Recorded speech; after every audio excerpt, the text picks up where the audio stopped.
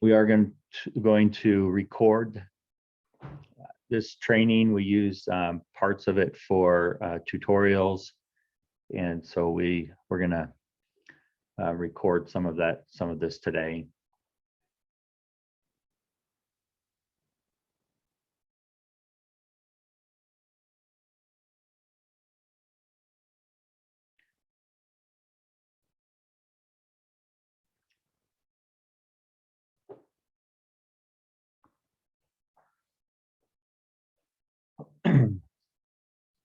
Hopefully all of you are doing very well.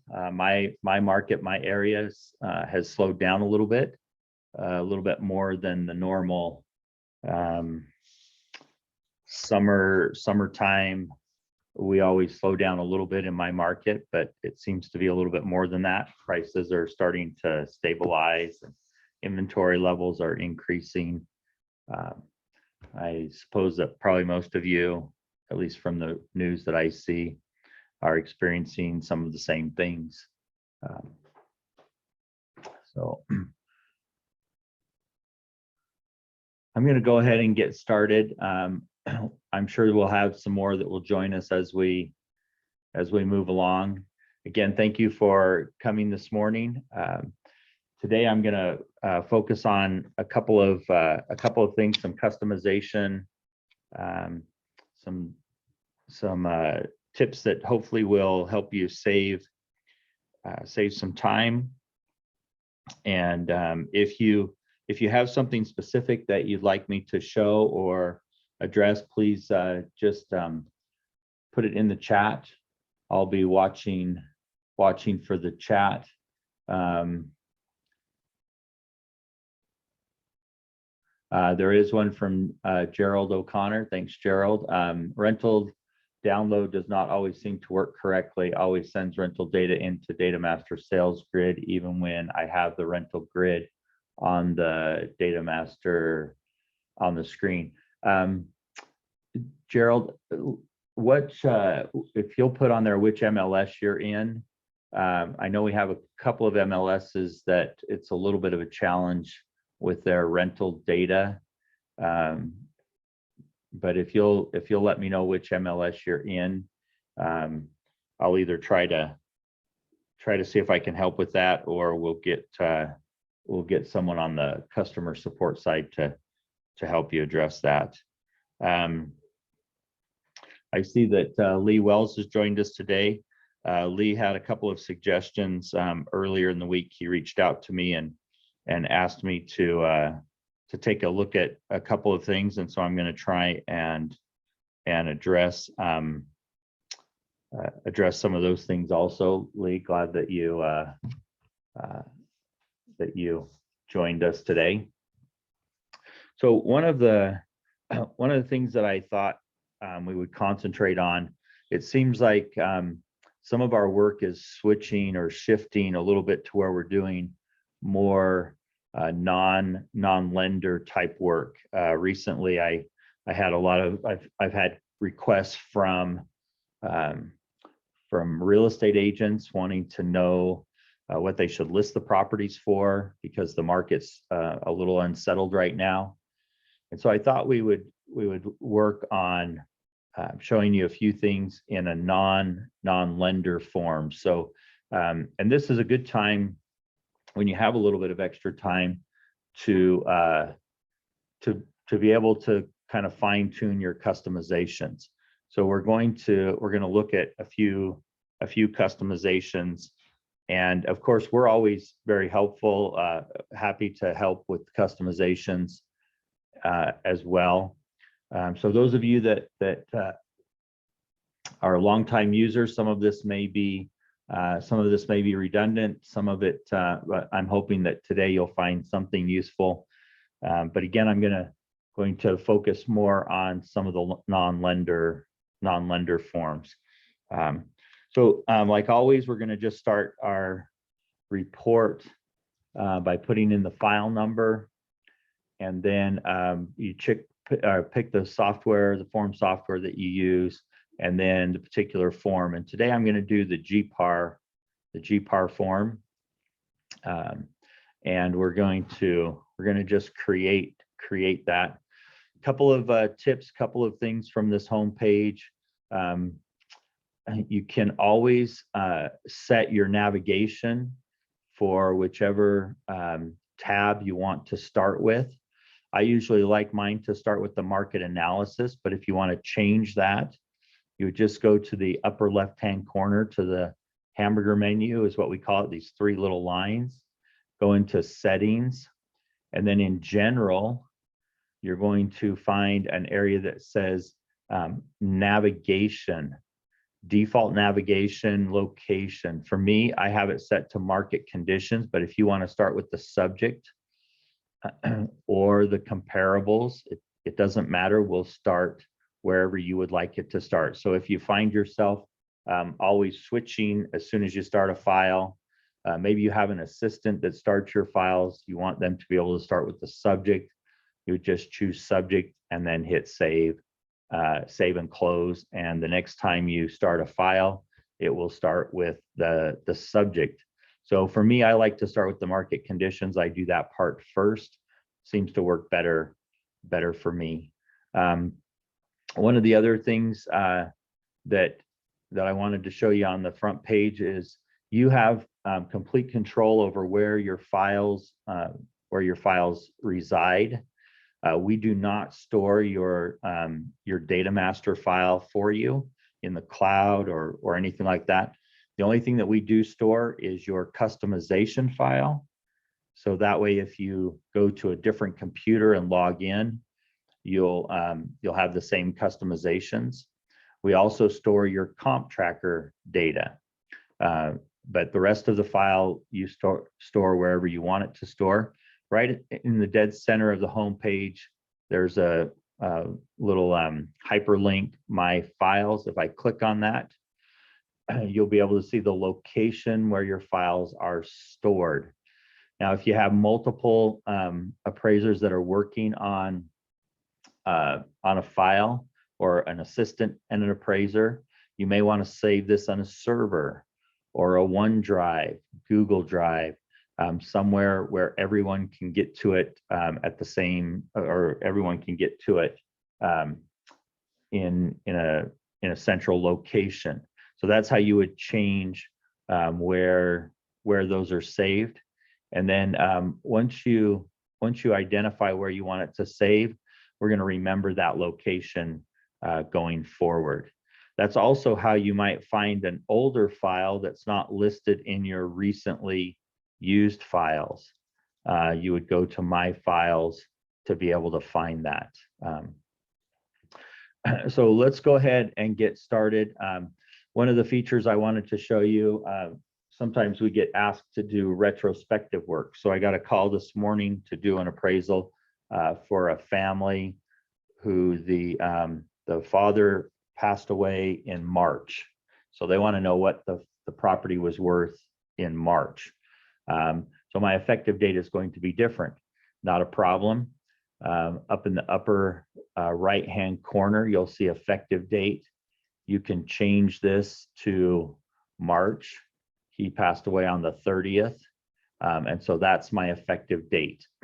Now, all the data that we give when we bring the data in, it's going to be effective March 30th.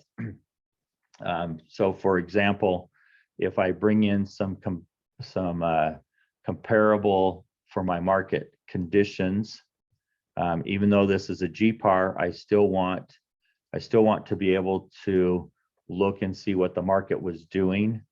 I want my graphs. And then the other thing I'm going to do is bring in some neighborhood properties as well. Before we started the meeting today, I went to my MLS and I pulled all of this data and created an export file, which is really easy to do.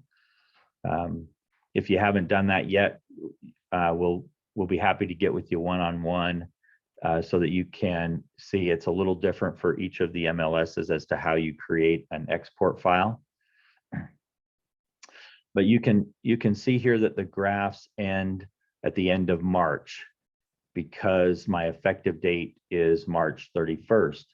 And if I look at my details sheet, You'll also see that the last period of time is March 30th. So if you have some retrospective type of work, it's best to set the effective date before you start putting data in. It's much faster. It's much faster that way, and we can go back in time and recreate and tell you what the status was, the days on market, all of that information for based off that effective date.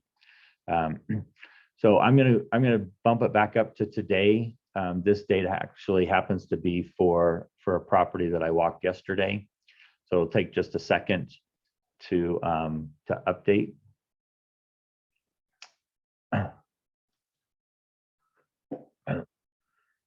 So it's recalculating all of those fields, including the graphs. You'll now see that the graphs go to the current data all the way through May to the first part of June now, because the effective date is different. So this is very very useful, powerful tool.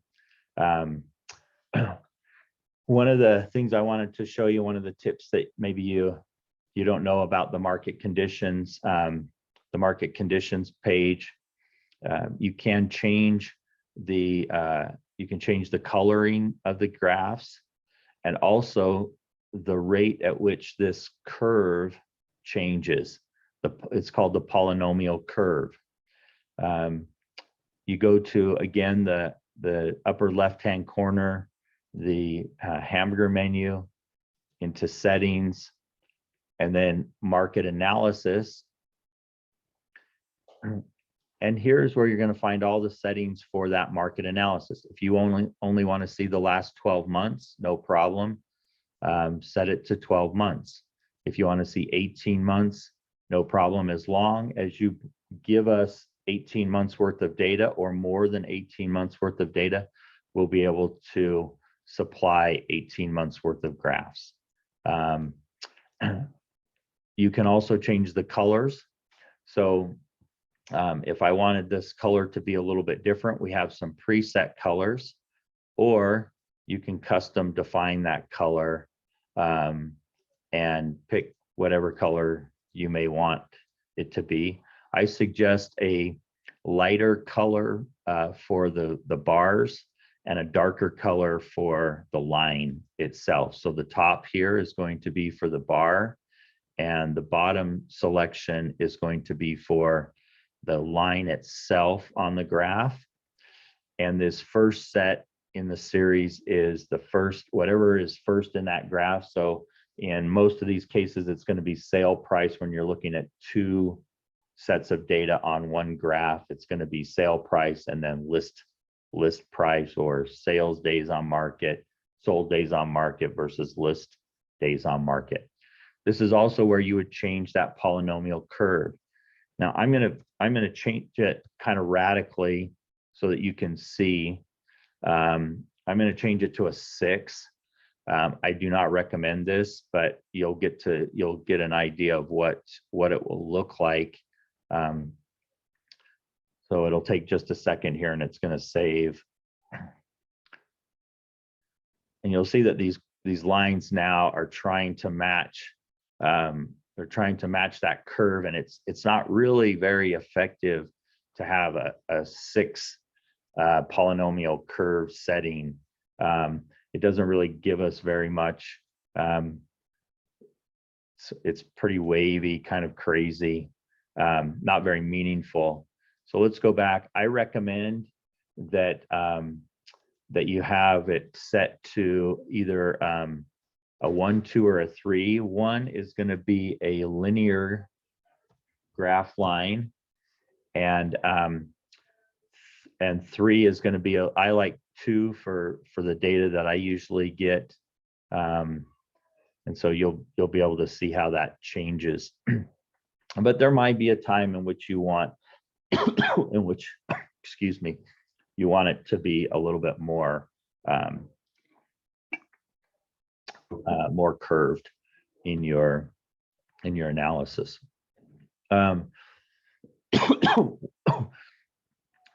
One thing on the summary graph, it gives you two different lines. One is the linear line, that would be this darker line, and the second trend line, the polynomial curve line, this is by default. It's not adjustable. There's no setting to adjust that particular line. What it's doing is checking when the trend itself changes, and that's kind of set for you. You can also change the effective date from here. You can also zoom in. So there's a zoom bar across the bottom, and if you just hold your mouse on it and hold down on the left button of your mouse, you'll be able to shrink that, and then you can scroll through a different point in time. So if you really want to just see, say, the last 12 months of this, there would be the last 12 months or a moving 2 months worth of data, and you can shrink it up and focus in pretty tight if you want to, but that may be helpful in analyzing the data over time. So that's a little bit on the market analysis, and maybe we'll go into more detail on that in the future. So for this particular one, I want to bring in my subject information. You can bring subject in several different ways. By an address, we recommend you do as complete address line. You have to have the state, the zip code, and the county. The city is optional. Or you can do it by assessor parcel number, which is what I'm going to use today. A lot of times on private party work, there may not be a current listing or a previous listing. And so APN seems to be the fastest, the most narrow way to find that particular property. So I'm going to search for the APN number for this. It's going out to public records, searching that, and then it's going to my MLS also and looking to see if there's any prior or current MLS records that are associated with it as well. And it will take just a second to come up with this information. I like to put my subject in next. That way, when I'm putting my comparables in, it automatically, without refreshing the screen, will tell me how far away the comparables are from the subject property. So we found this property. There's a lot of information. We won't go through that today. However, I will tell you that you can customize any of these fields as well. You can, so for example, on the market name area, I've formatted it to be the neighborhood name, or whatever the subdivision or plat name is. So you can change any of these fields, as well as you can change any of the, or you can customize the fields on the grid on the GPAR as well. And you'll see that the GPAR kind of lines up with what the form looks like. I'm now going to bring in a couple of comparables so that we have some data to work with and show you how to do some customization in this area. So while it's doing that, I'll check one key. Okay, Gerald, I think we might need to get one of the customer support folks to help you with the rental download, making sure that works for you. I'm going to make a note here. While that's coming in.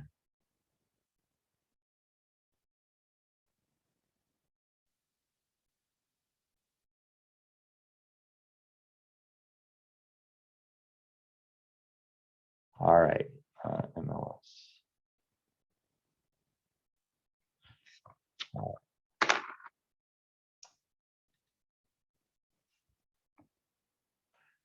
Thank you, Lee. Lee's has the same problem.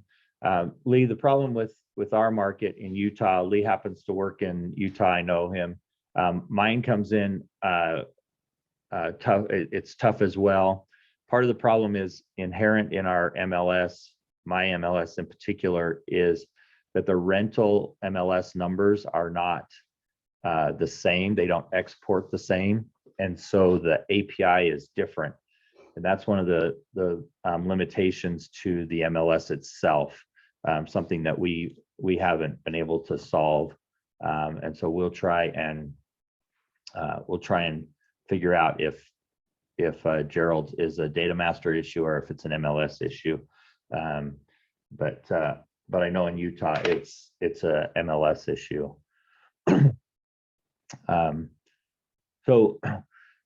One of the things that I wanted to show today was customizing in the non-lender forms. A lot of your customization is already set in the UAD forms because they have to conform to UAD. But that's not the case with general purpose forms or with non-lender forms. And so you can customize these to fit your needs. And I found that for a lot of my work that's non-lender work, I don't do it as often, and so it makes it a little bit more difficult. I tend to spend a little bit more time on them because I haven't customized as much. The forms look different, and so I spend a little bit more time. So now, if you're a little bit slower and you have time to customize, I'm going to show you a few fields that I think would be worth customizing for you. You can set the grid row for the last 5 rows in the GPAR form. You can set those to any data source that you would like. And the way that you do that is you go over in the form itself on the form line, not in one of the data cells, but in the form line itself, and right click and format. And here's where you can rename that field. You can also say that you want to use lines that are associated with that particular type. So for example, there's nowhere on this form that says days on market. So let's say this extra line, I want to format it to be the days on market. I'm just going to add days on market, and then I'm going to say save. I'm going to apply this to the GPAR and for the subject and the comparables. I'm going to apply those changes, and now you'll see that the days on market is going to come in on that last line.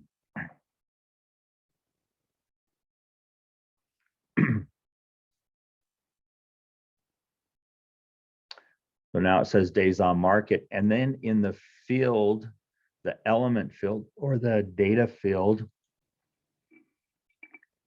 we're going to format this. And we want to go to, on the bottom, we want to go to use advanced formatting, and we're going to add an element. And we want it to show all of them. And I'm just going to type in days, and days on market is there. So I'm going to add that element. Well, this is just going to bring in a number. So it's not really going to tell me very much. So I'm going to also add a constant value. Maybe I'll use DOM and a space. I'm going to add that. And I want that now to be first in the field. And then it's going to have the days on market. So we're going to save that. It's going to apply to the GPAR and to the comparables and say apply changes. You always have to have one MLS or one subject property loaded to be able to format the data. And sometimes some of the fields you have to reload the comparable in order for the formatting to take place. But in this case, you'll see that days on market came in just the way that we formatted it. So that's one of the ways that you use custom formatting. I wanted to show you on the fireplace one, I've used a little bit more complex formatting.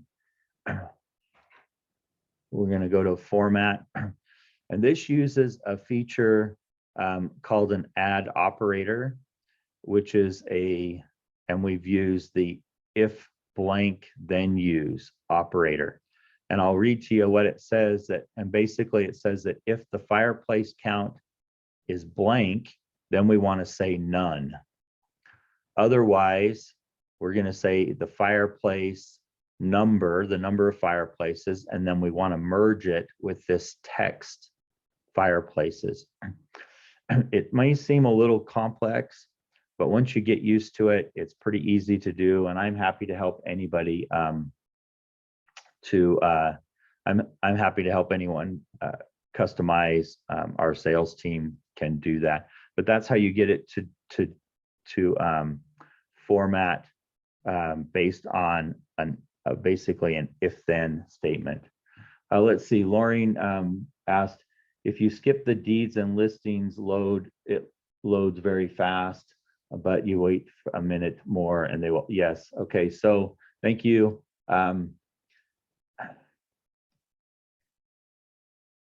Yeah, Lauren is right. Let me show you that.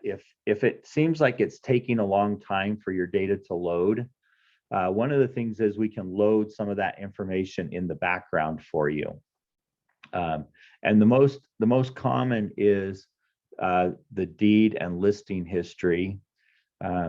If you click on the deed icon or the deed button, if you have checked get listing history automatically, then it's going to load all the time the listing history at the same time it's loading everything else. And it takes a little bit of time, depending on how fast your MLS is, to load that listing history. If you want to see the listing history on an individual basis, an individual comp basis, again, you would just click the deed button and then get listing history, and it's going to load that listing history just for that one comparable. And that's the way to change that.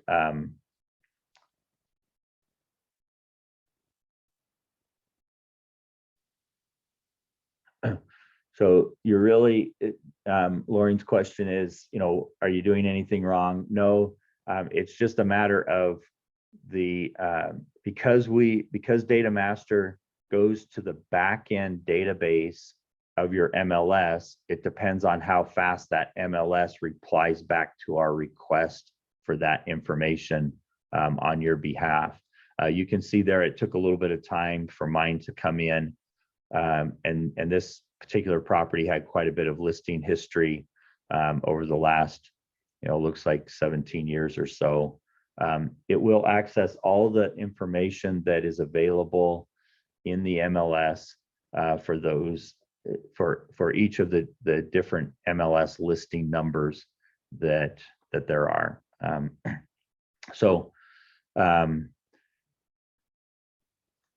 We'll just close that out. So a couple of other things that I formatted. The quality of construction I wanted to bring in. We had a request the other day. Somebody wanted to bring in the exterior wall material type and the quality of construction. Now, one of the things that you're going to find is once you bring in a field, we do have a text replacement button, and that text replacement button will only show you the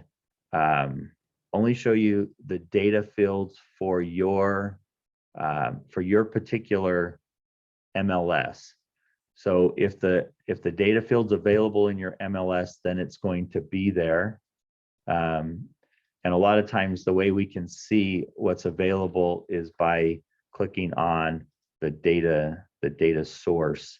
So if you right click, you can click on data source, and it will tell you which data is available for that particular field. Not every field is the same for every MLS.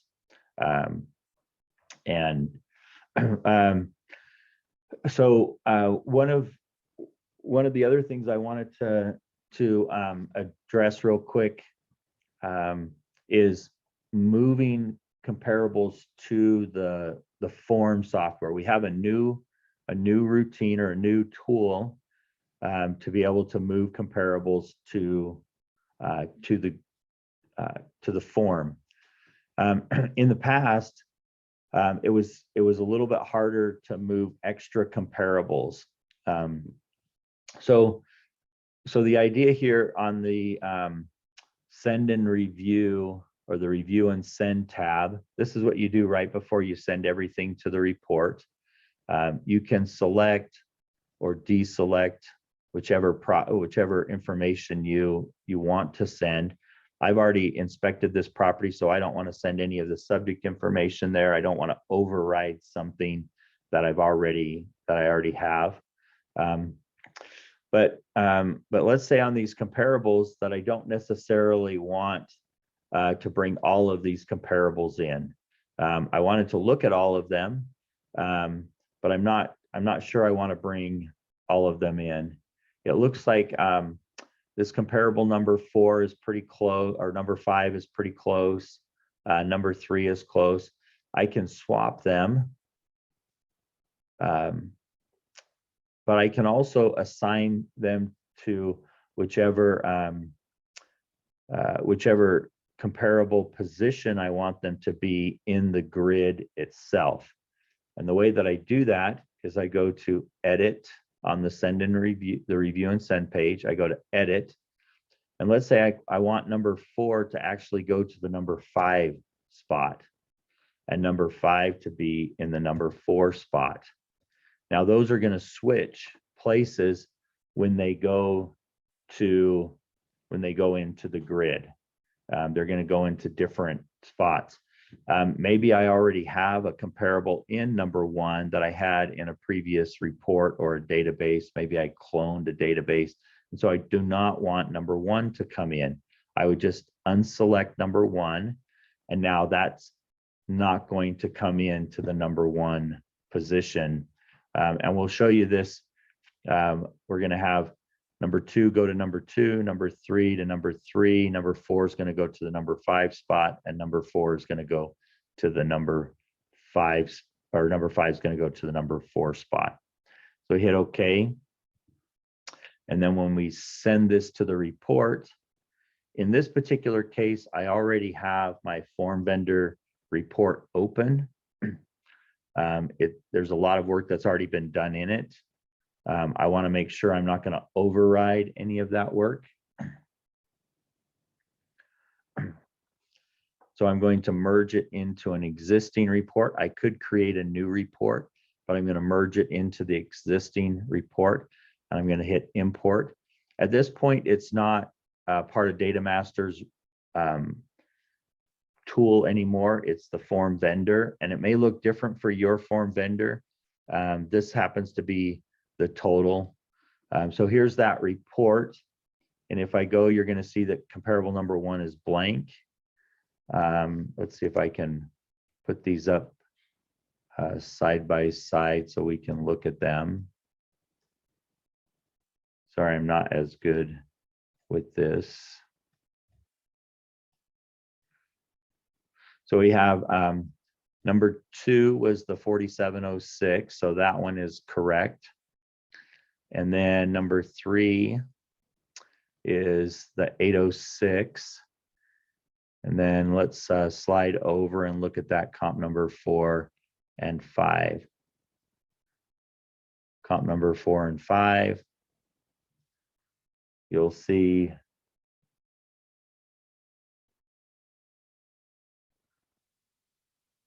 that those switched position, and the number 5 went into the number 4 spot.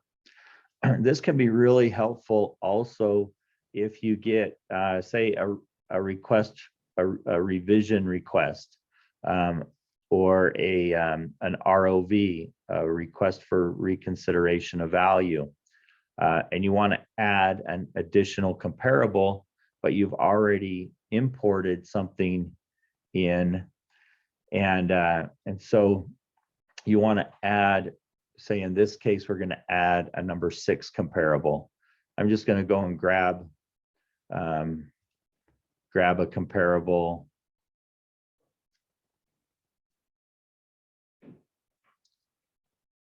Maybe they gave me this this MLS number that was more recent sold, and they wanted me to reconsider it. I like to put it into DataMaster because this is my digital work file, and I want to have that information in my work file that I was asked to do something, or that I considered it. And so I'm going to put it, it's going to naturally go into the number 6 spot because that's the next spot available. And now when I go to send and receive, I'm going to unselect everything except the number 6. And so I'm going to send only that number 6 into the report. I don't want to resend the market condition or market information. I don't need those graphs again.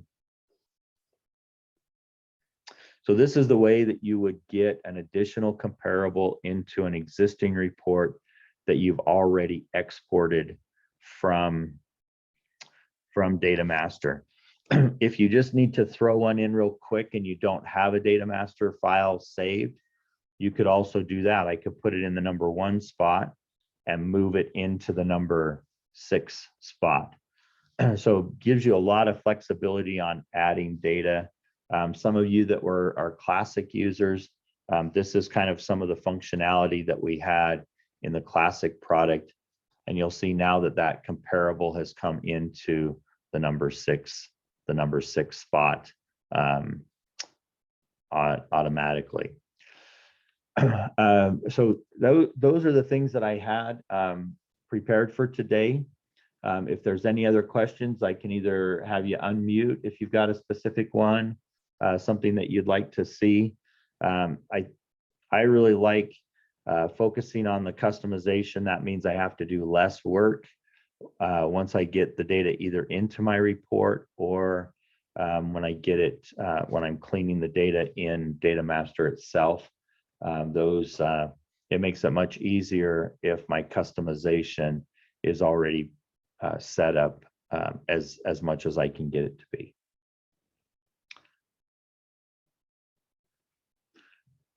So if there's no, Gerald, I'll have someone reach out to you later this morning or this afternoon on your issue with the rental grid. It'll probably be Austin from our team. He's the customer support manager. And if there's no other questions, I'll just hang out here for Lee. You've got a question, go ahead. Let me see, Lee, if I can make it to where you can speak.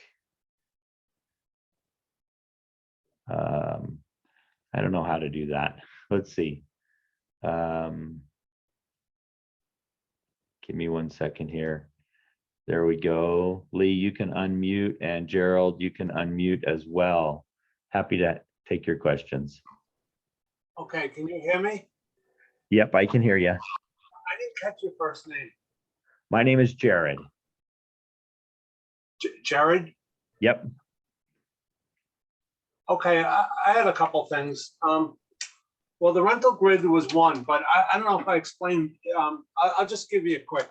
The rental information was coming in correctly, but to the sales grid, even though I had the rental grid lined up, and it would keep popping in to the sales grid. And I believe, in my mind, it's got to be a DataMaster issue where it's not jumping to the right one. Okay, so if you have the data, if you have the rental grid up, the addendum, so you've clicked on the addendum, you've added the rental grid, and then you say add property here, and you bring in an MLS number. I'll bring in that one that I just had. it should go right into the rental grid, which it did here. Or if you say add property, let's say I add, and I'm going to get it from an MLS listing or an export file. I usually file with like 3 of them. Yep. So this would be with an export file. So you'll want to do it from within the addendum itself. Sorry, there's 6 of them or 5 of them in here, so it might take a second.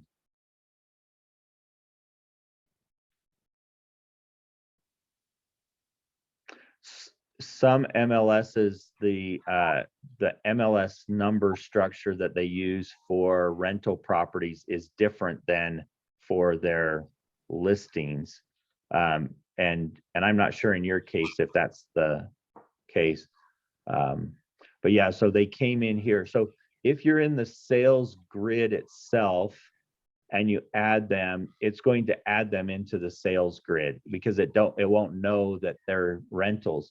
But if you're in the rental grid, it should, you can hit add and they should add into there. So if that part's not working, then Austin needs to help you figure out what that bug is, and we'll get it fixed because it should work just like it did for me just here. I don't want to monopolize everything, but no, you're good. one other thing. If I have the subject property and where's the toggle to switch off? Because I don't want, a lot of times I've already added the subject photos and everything. And there's a toggle that if I import the subject information in, the picture will override all my pictures and they'll be wiped out. So right. Yeah. So on the send, on review and send, on the far left-hand corner, include subject or include subject photo. If those are checked, it's going to come in. And I, like you, I don't want the subject photo to come in from the MLS. I want my own photo to come in. So I uncheck that.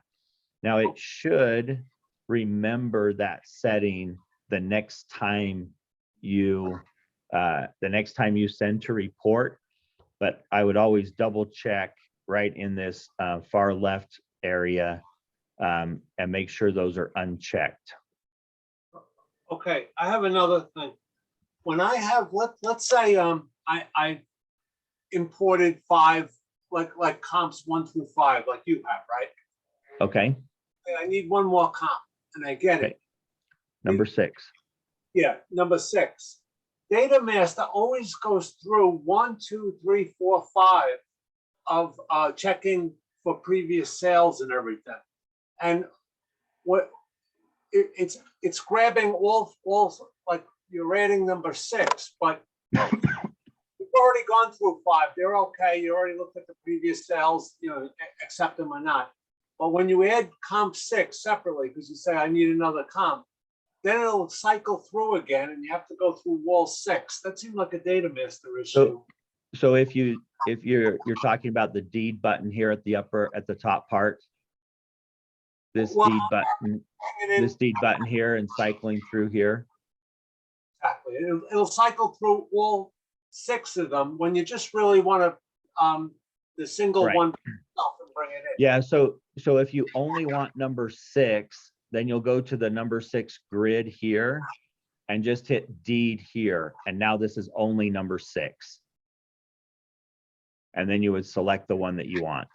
Well, I'm talking about when you're bringing it in from your MLS file. It always wants to go through all 6. That's what I'm saying. Okay, so you want to probably save in the settings here. Let me find it real quick. I think it's under general. Do skip deed selection. Make sure that that is checked, and then it will not go through the deed first. It'll skip that. It'll skip that first. I misunderstood what you were saying. So this is where the setting is under general. You want to say skip deed selection. Like the deed, you know, I do want that on. but I don't want to cycle when I've already have 5 on the grid that I've already checked for their deeds. You know, when it's cycled through, that's actually a good feature because it'll catch any sale that happened within a year. But they're already Okay. on. Then I say I need another comp. When I bring that comp in, It'll go through them again. Yeah. Okay, That's I'm gonna put that in as a feature request. I think that's a good idea to not, if we've already done them once, why are we doing them again? That's a good suggestion, Gerald.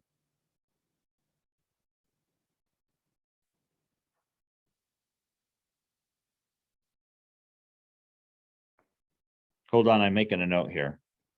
Okay.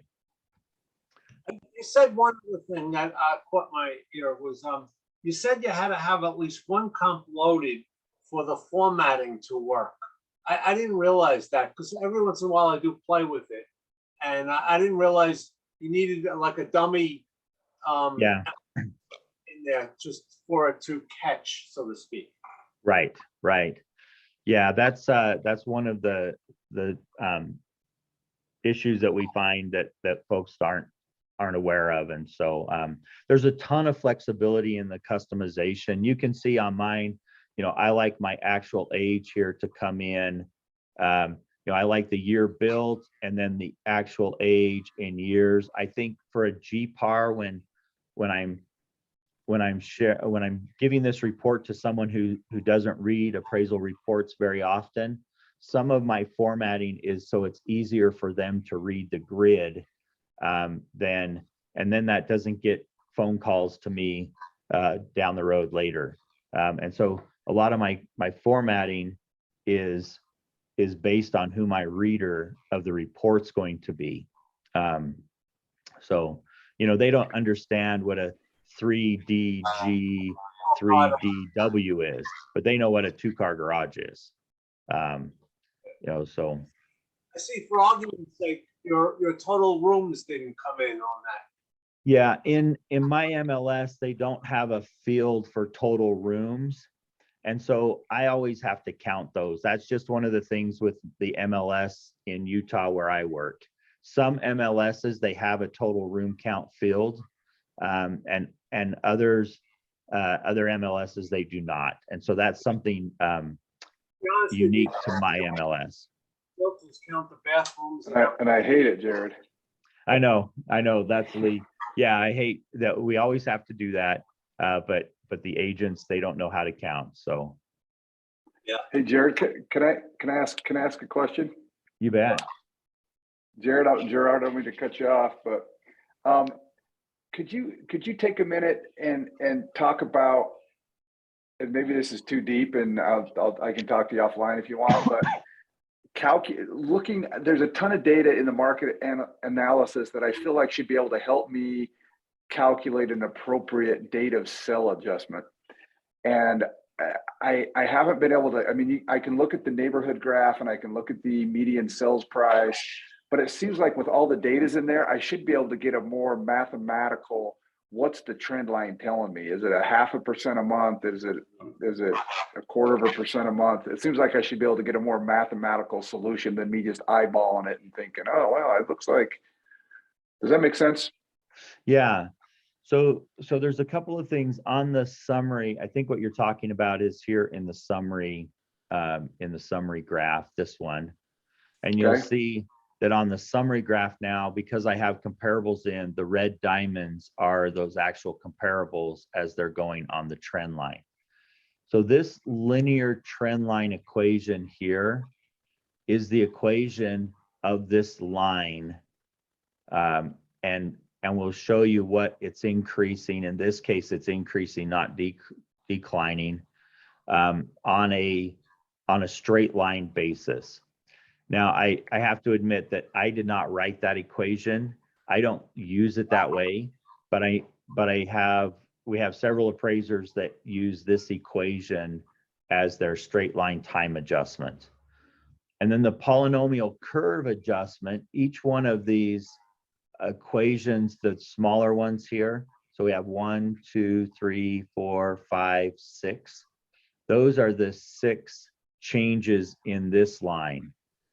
And those, so if you were if you were doing one from this point, say you had a comparable, I'll use November, for example, we're right here, and I want to get it to today, then you would use, and this starts with the most recent change. So here on the right side Okay. to the left. So this minus 8.5336E minus 71, that's this change in the curve right here. So it's Got it. those equations. I can reach out to the dev team and find out and let you know exactly how you'd apply that. I don't particularly do it that way, and so I don't pay attention, but I know that those two equations are the ones you're looking for. Yep. Yeah. Instead of just eyeballing and saying, gosh, that was 405 per square foot, and now it's maybe 413 or whatever, you know, along that. You can kind of go along the line, and it will tell you what it is at a particular point in time. And if you want to zoom in and see, you know, just say the last 3 or 4 months, where your comps are. you know, yeah, maybe my comps are from, let's see here, my comps are from December through, then I can hone in on that line a little bit better and see exactly what's going on. see that as well if you want to do it that way. But I'll reach out and I'll try and get how to use that trend line. Yeah, it'd be equation. helpful to know what those variables are. Like yeah, we what's had E and X. We had an appraiser in Nevada that actually that helped us with those trend lines and uses them, and quite a few other appraisers that use those equations. So I just don't. You don't do it that way. Yeah, I don't do it that way. When I was sitting for my license, Jared, one of the things they critiqued me on was, well, if you're using DataMaster, you should have a more math-driven method to developing your date of cell adjustment, because all that data is in DataMaster, and so right, that's helpful. That was probably Kevin that was giving you. Yes, so that was exactly Kevin. Yeah. Okay, thanks. Thank you. It was a good All training, righty. Jared. Thank you very much. Yeah. Kristen, good to see you on the call. Kristen had a question. Maybe I missed this, but can you make it so that no effective date is entered? You cannot. We have to have an effective date. It defaults to the date that you start the report, because that's how we calculate. That's how we look at things like on the subject grid, on the comparable grid.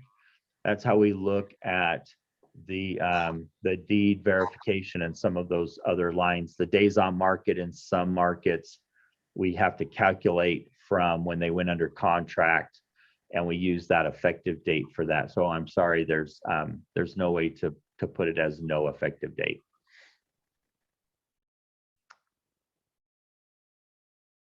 Okay, so if you don't want it to go into the report, that would be, let me see, the places that it comes into the report that you may be talking about is on this cited data source, where the effective date is here. So you can take that out. If you just go to select the template, there'll be a data tag for, and I'm trying to find it, effective date, the MC effective date. So you want to delete that out. You just hit edit, and then you delete that section out, and then it will not come into your report.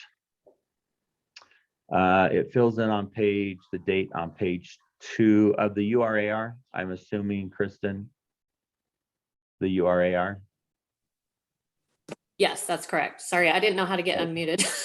Okay, I just let me look and see where that is, because I was working on GPARS today. So let me just give me 2 seconds and I'll pull one up.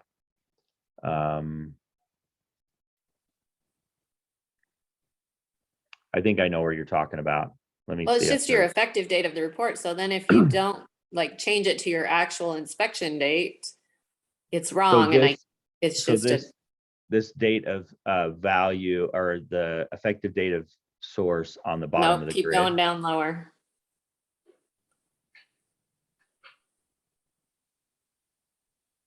That effective date right there. So that effective date, It's I didn't know. auto-filling and then it's not correct. I didn't know we filled that in. Well, I it's thought doing, that was a total date when the file was started. it's putting the date you're working on the file, which is obviously not always the inspection date. Right, right. Let me see if I can find that. Does it come from DataMaster, Jared? Because Krista, I'm with you. I have that same problem. I always have to fill that field. I know. And then, you know, once in a while you're like, oh, shoot, what day did I really go? You know? Let me see. Mine doesn't do that, but that could be that I'm starting the, are you putting it into a template or into an existing report? An existing file that's already opened, or is it creating the report? Well, I opened the file in a la mode first. First, okay. Yeah.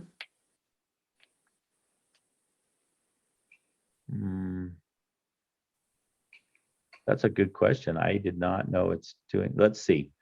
Let me do this. Let me try one real quick. Trey, I'll call you back. Let me close this file. Now you've got me like really super curious about it, so I got to figure it out.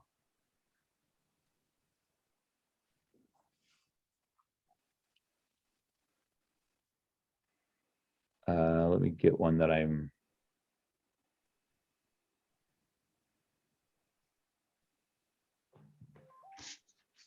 I don't know if I have any lender files I'm working on right now, so let me find one real quick. Or we'll just start one. We'll just say a new report.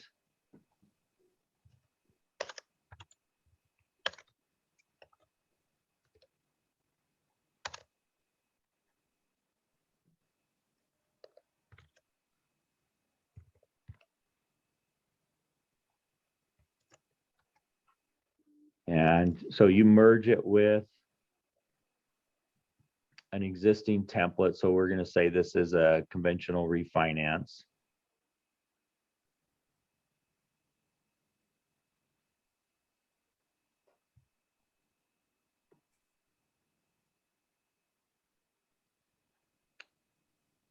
And I want to leave blank the effective date right here. Yeah, see, it's filling a date in there for me. Okay. So we haven't walked the property. We're going to go and we're going to do the same thing. We'll do. And we'll do a 1004 so it matches. And I'm going to grab a little bit of data. Actually, I'll just put in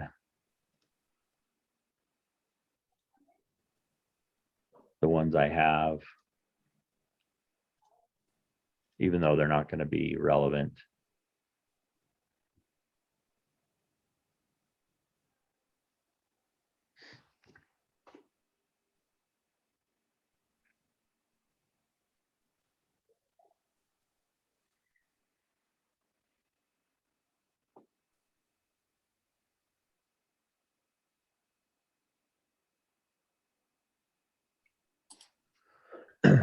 And I'm going to put some market condition data in also, just because I don't know if where it's coming from.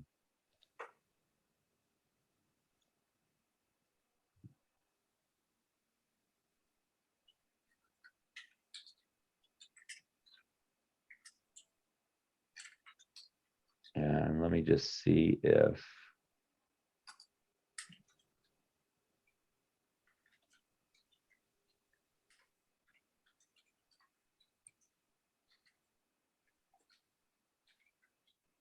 All right, I don't see any setting.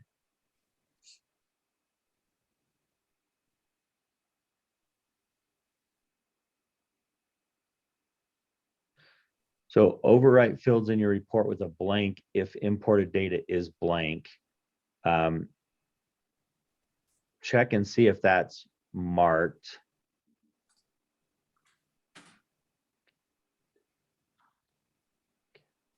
That's the only one I could think, but I'm going to keep that unchecked.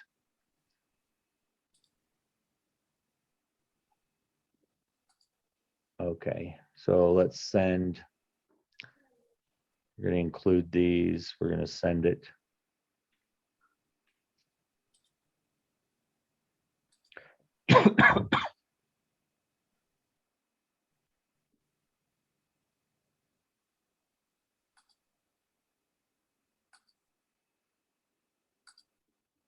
Merge into the test one that we have right here. Keep the data in my report, but merge everything else. Check and see for Alamode if you've got this one marked. I'm going to do keep the data import.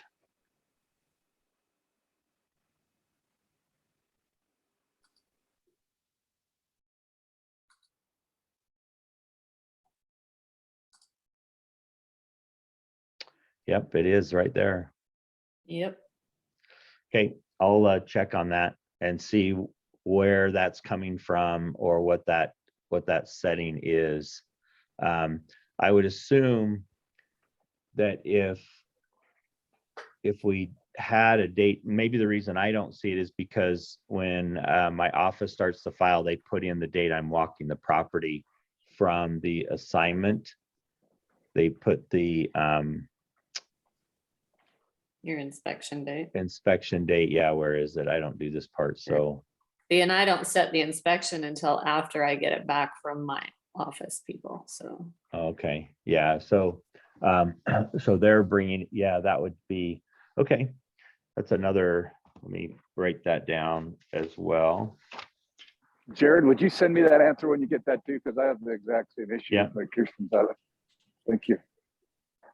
Yeah, I'm thinking that we have probably could solve it pretty easy by on this send and review page, have a little have a setting or something here that says use effective date in report, click you know, or select or don't select, and that way it wouldn't put that in. And it may just be that that's more of an Alamode functionality. So we'll see on that. But yeah, great question. Let's see, any other questions? We still have a few that are on. If not, we will see you in 2 weeks. If you join us again, you're always welcome. Thank you very much. Thanks, Jared. Yep. Have a great day.